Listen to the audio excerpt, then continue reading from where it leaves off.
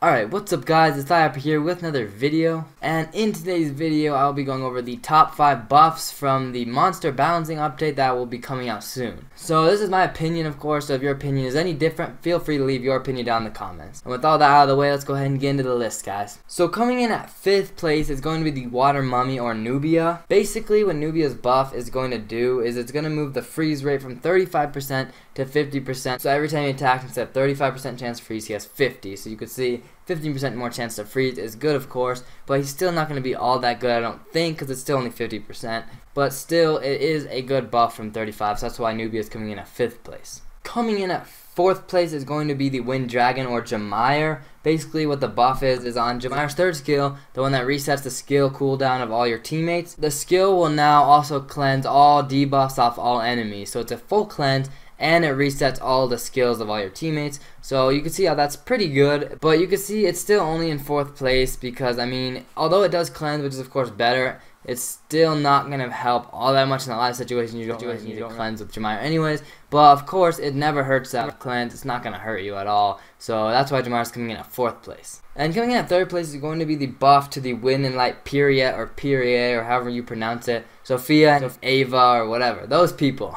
Alright, so basically what the buff did is for their 2nd skill, now if they have full HP, it'll increase the attack bar by 100%. So they'll use the 2nd skill, and if they're on full HP, then they will then get basically another turn. So it really makes the Wind and Light Period way more viable. Like for the Wind one, you could build a team like Galleon, Bernard, and then Sophia for Guild Wars. Now it would actually be a pretty good team, because as long as your Sophia doesn't take any damage, you can pop a squishy with the 2nd skill, because you'll have defense break and attack buff. And then with the 3rd skill, you can maybe even pop a tank, because that should be hitting hard, and you'll basically get 2 turns. So right then, if you could take out 2 monsters right away, you have a very good chance of winning. So you could see how that actually is pretty good. It's a decent little buff, and that's exciting for me because that was my first Nat 4 ever, I'm pretty sure, with Sophia. So I've always kind of had a soft spot in my heart for her. So, I mean, maybe I'll build one eventually, I'm not sure. But that is coming at 3rd place. I actually really do like that buff.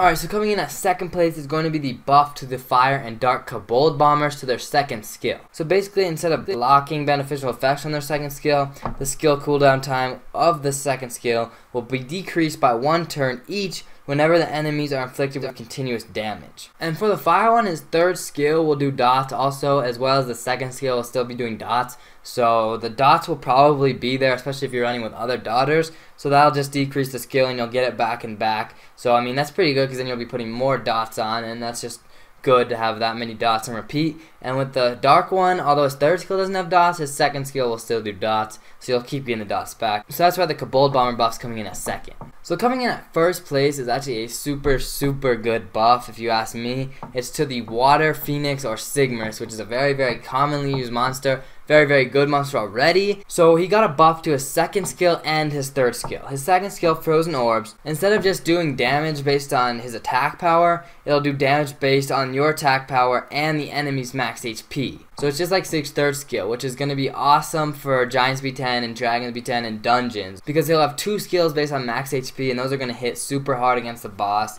So that's just really a good buff already. Plus his 3rd skill got a buff. His 3rd skill now will freeze for 1 turn if you get a crit, and it's AoE. So if you get all crits, you'll get an AoE 100% freeze just with the crit. So that'll help him a lot in like TOA, and then the fodder stages and Giants and stuff. That'll be awesome. I'm really excited to use the new and improved Cygnus. Cygnus will now also be very good in Dungeons still, because now he has 2 max HP scaling skills, so he'll be awesome in Dungeons, even more awesome than he is right now.